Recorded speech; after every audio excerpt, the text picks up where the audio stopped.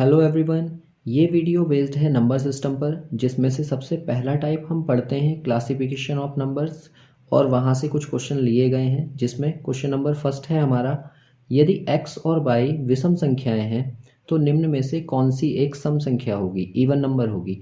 तो देखो यहाँ पर ना आप सीधे सीधे सोच सकते हो कि x को सपोज मैं 1 ले लूँ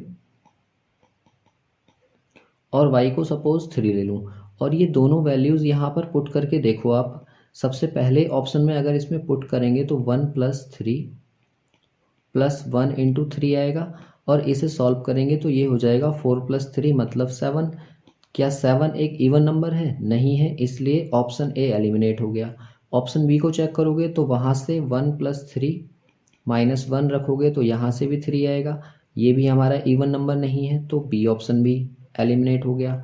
सी ऑप्शन को चेक करेंगे तो 1 + 3 और +2 × 1 × 3 आएगा। यहाँ से जब इसको सॉल्व करोगे तो ये आएगा 10, और हमें 10 ही लाना है, मतलब एक सम संख्या लानी है, तो इसलिए सी ऑप्शन जो होगा इसका करेक्ट हो जाएगा। अगर आप डी ऑप्शन को भी चेक करके देखो तो यहाँ से क्या मिलेगा, 1 + 3 + 1 मतलब 5, और 5 भी क्या है, एक विषम संख्या है, लेकिन हमको कौन सी लानी है, सम संख्या, इसलिए जो बी ऑप्शन है वो करेक्ट होगा। तो इस तरह का कोई भी क्वेश्चन अगर आता है जहाँ पर आपको दो नंबर्स खुद से मानने पड़े, तो आप छोटे कोई भी नंबर्स अपनी मर्जी से मान सकते हो। क्वेश्चन नंबर 2 में दिया है कि यदि दो पूर्णांकों का योगफल 12 है तो कौन सा कथन पूर्णतः सत्य होगा। तो आप एक बात सोचो, अगर दो पूर्णांक मैं x और y मान लूँ तो दोनों का जो सम है वो 12 लाने के लिए क्या ला सकते हैं हम।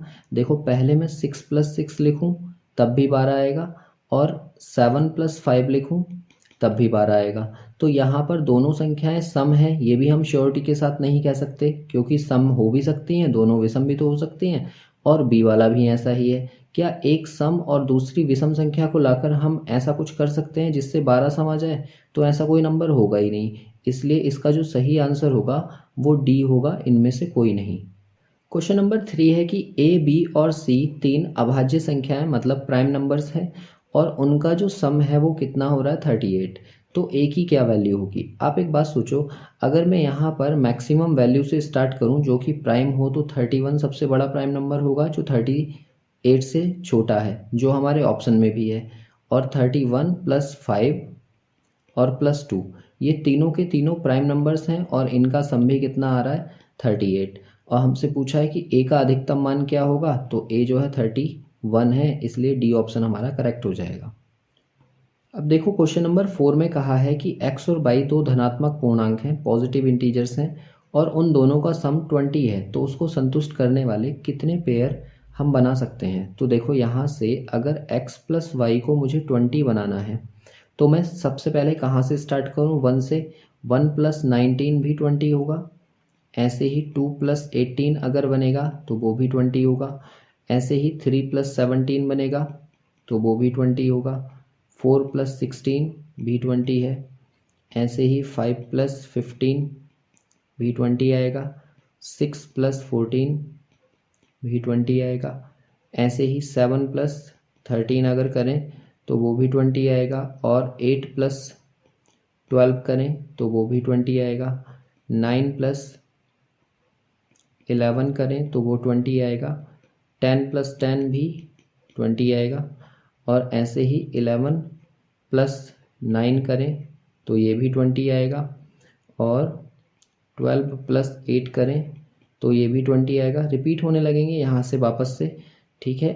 13 + 7 करेंगे तो 20 आएगा, और 14 + 6 करेंगे तो फिर से 20 आएगा, ऐसे ही 15 + 5 करेंगे तो फिर 20 आएगा, 16 + 4 करने पर भी 20 आएगा, 17 + 3 करने पर भी 20 आएगा, और 18 + 2 करने पर भी 20 आएगा, और 19 + 1 करने पर भी 20 आएगा।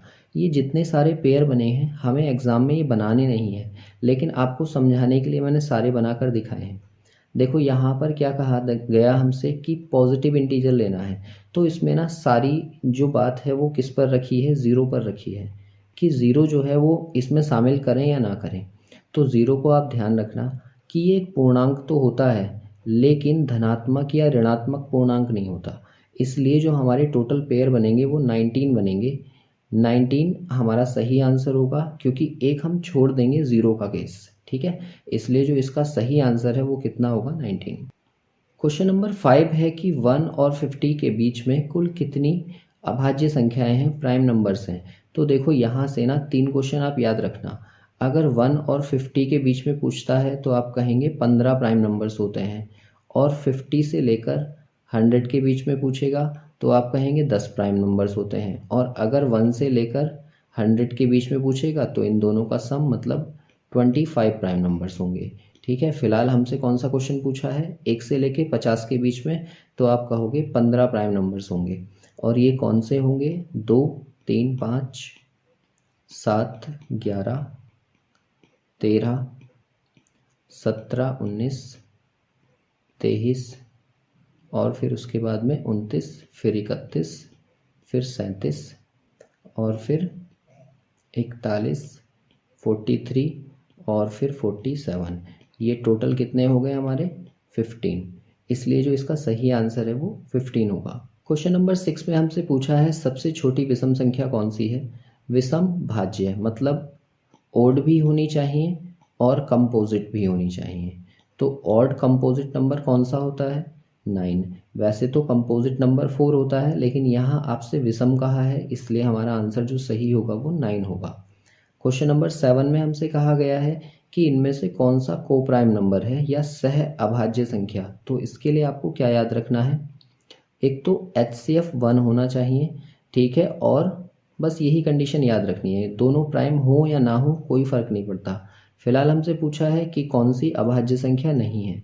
प्राइम होने के लिए हमें HCF 1 बनाना पड़ता है। देखो यहाँ से इनका HCF कितना आएगा, 1। ऐसे ही ये वाले जो 2 नंबर हैं इनका भी HCF कितना आएगा, 1। और ये दोनों नंबर्स का भी HCF कितना आएगा, 1। लेकिन जो डी ऑप्शन है हमारा 12 और 51, इन दोनों का जो HCF आएगा वो आएगा 3। इसलिए जो हमारा पेयर डी है वो इनमें डिफरेंट होगा। तो इसलिए जब पूछा गया था हमसे कि कोप्राइम नहीं है, इसलिए हम बताएंगे डी ऑप्शन इसका करेक्ट है। क्वेश्चन नंबर 8 में कहा गया है कि सबसे छोटी संपूर्ण संख्या, उत्तम संख्या या परफेक्ट नंबर कौन सा है। तो देखो यहाँ पर एक चीज़ याद रखना, परफेक्ट नंबर कौन से होते हैं, एक ऐसी संख्या जिससे छोटे सभी उसके गुणनखंड का सम जो है उस संख्या के बराबर हो, लेकिन उस संख्या को छोड़कर, तो वो परफेक्ट नंबर कहलाता है। मतलब क्या है इसका, देखो वैसे इसका आंसर 6 है। 6 के लिए बताता हूँ कैसे आपको ध्यान रखना है। जैसे 6 है तो 6 से छोटे वो सभी नंबर जो 6 को कट करते हैं। तो देखो 1 से भी कटता है, 2 से भी कट जाएगा 6, और 3 से भी कट जाएगा। और अगर मैं इन तीनों को सम करूं तो ये इस 6 के बराबर आना चाहिए। इसी तरह से देखो 28 भी है, इसका एक एग्जांपल। 28 किससे कटेगा, 1 से कट जाएगा, 2 से भी कटेगा, फिर 4 से कटेगा, फिर 7 से कटेगा, और फिर 14 से कटेगा, ठीक है। अब इन सबको अगर मैं ऐड कर दूं तो ऐड करने के बाद में जो मेरा आंसर आना चाहिए वो 28 आना चाहिए। तो ये एक परफेक्ट नंबर कहलाएगा। क्वेश्चन नंबर 9 में हमसे कहा गया है कि निम्न में से कौन से क्रमागत अभाज्य संख्या के समूह हैं। तो इसके लिए आप याद रखना डी हमारा ऑप्शन करेक्ट होगा, क्योंकि यहाँ विषम कहा गया है। अगर सम विषम वर्ड नहीं कहा जाता तो हमारा ए ऑप्शन होता, लेकिन फिलहाल क्या कहा गया है, विषम भी हो, क्रमागत भी हो और अभाज्य भी हो। तो आप कहेंगे कि 3, 5 और 7 का जो पेयर है वो विषम क्रमागत अभाज्य संख्या को दर्शाता है। इसके बाद क्वेश्चन नंबर 10 है। क्वेश्चन नंबर 10 में कहा गया है कि पाई क्या है। तो पाई एक परिमेय संख्या है। ऐसा क्यों कहा जाता है, आप सोच रहे होंगे कि पाई की वैल्यू तो 22/7 होती है, लेकिन ये गलत स्टेटमेंट है। पाई की वैल्यू जो होती है वो लगभग 22/7 के बराबर होती है। रियल में जो वैल्यू होती है वो 3.14159265 इस तरीके से ये बढ़ती चली जाएगी। लेकिन अगर मैं 22 को 7 से डिवाइड करूं तो मुझे एग्जैक्ट ये वाला नंबर नहीं मिलता। इसलिए ये एक परिमेय संख्या है और पाई को हम P/Q की फॉर्मेट में नहीं लिख सकते। क्वेश्चन नंबर 11 में कहा गया है कि सबसे छोटी अभाज्य संख्या कौन सी है। तो आप कहेंगे 2 है। प्राइम नंबर 1 नहीं होता है, ये ध्यान रखना होता है यहाँ। तो आप कहेंगे 2 सबसे छोटा प्राइम नंबर है। क्वेश्चन नंबर 12 में कहा गया है कि 1 से 50 तक की संख्याएं लिखने में कुल कितने अंकों की आवश्यकता है। तो देखो इस वाले क्वेश्चन को आप कैसे करोगे। 1 से लेके 9 तक के अंकों को लिखने के लिए मुझे 9 अंकों की ज़रूरत पड़ती है।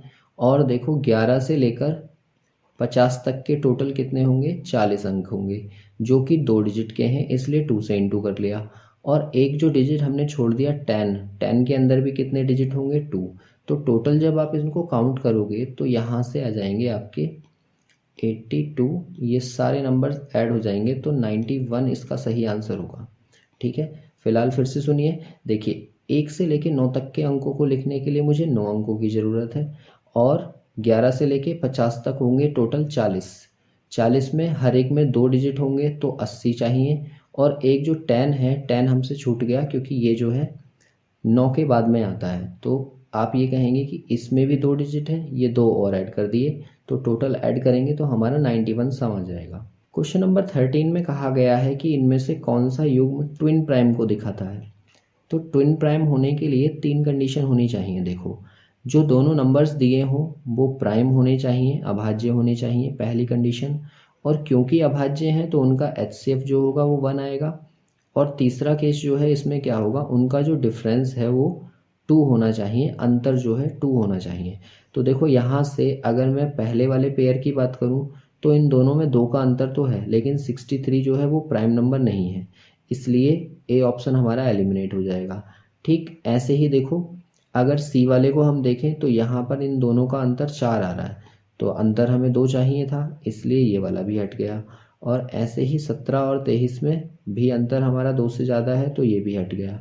लेकिन बी ऑप्शन जो है उसमें दिया हुआ है 29 और 31, तो 29 और 31 के दोनों के बीच में 2 का डिफरेंस है, पहली कंडीशन हमारी सेटिस्फाई हो गई।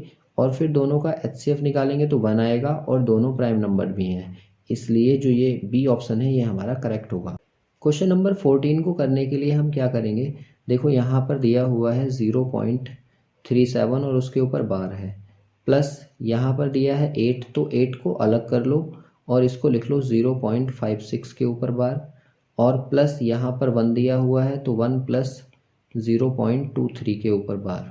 ठीक है, अब फाइनली हम कैसे करते हैं इसको, 37 अपॉन जितने नंबर्स के ऊपर बार लगा है उतने ही 99 से डिवाइड कर दो, प्लस ये 8 ऐसे ही रहने दो, और प्लस यहाँ पर 56 लिखा है अपॉन जितने नंबर के ऊपर बार है उतने ही 99 से डिवाइड कर दो, प्लस 1 ऐसे ही, यहाँ पर भी ऐसे ही 23 अपॉन जितने नंबर्स के ऊपर बार है उतने ही 99 से इसको डिवाइड कर दो। फाइनली इनको ऐड करेंगे तो ये 8 और एक ये 9, दोनों प्लस हो गए, और जो फ्रैक्शन फॉर्मेट में दिए हैं उनको अलग ऐड कर लो, यहाँ से हो जाएगा ये इतना। ठीक है, अब फाइनली इनको ऐड करेंगे तो एलसीएम ले लो तीनों का एलसीएम 99 आ जाएगा, और फिर ऊपर तीनों को ऐसे ही आप ऐड कर दीजिए।